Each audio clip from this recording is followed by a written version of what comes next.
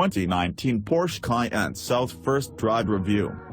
Porsche didn't invent the concept of this sporty SUV, but when the performance-dedicated automaker decided to venture into the uncharted territory of sport utility and four doors, the world took notice. It's safe to say that the Porsche Cayenne was a success, so much so that SUV-adverse brands like Rolls-Royce and even Lamborghini are getting in on the action.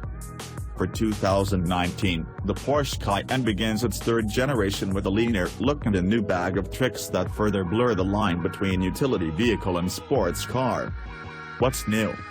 In true Porsche fashion, the new Cayenne's exterior tweaks are subtle, yet significant.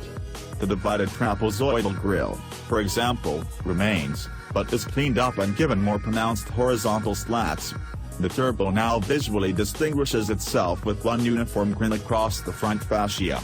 Further styling adjustments, like a light strip in the rear, are meant to bring the SUV more in line with the styling of the current 911 models. Its general dimensions have shifted a few millimeters, too, so the car is lower and wider than the previous version. Trim levels and features. There are 3 levels of spiciness to this Cayenne.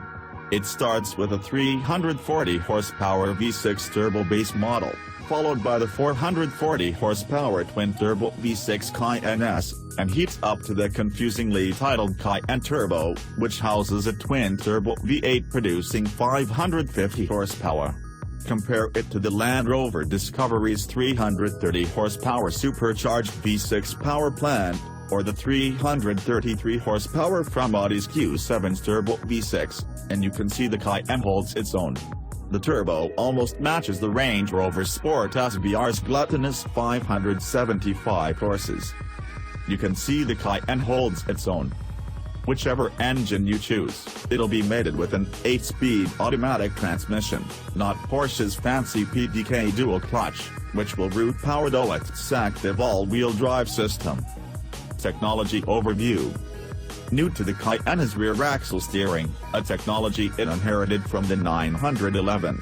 We've seen it in other competitors, and it now makes its way into the Cayenne for the first time. The rear wheels will turn slightly in relation to the front wheels for added stability and handling. It virtually shortens or elongates the wheelbase depending on what the situation demands, which gives the SUV more of a car-like footprint in relation to handling. Porsche has developed a 3-chamber air suspension for the Cayenne, and the significance of this is a huge breadth of spring rates. Having 3 air chambers for each spring strut, rather than 1, means that the Cayenne can quickly adapt to road conditions when more stability is needed. Interior fit and finish.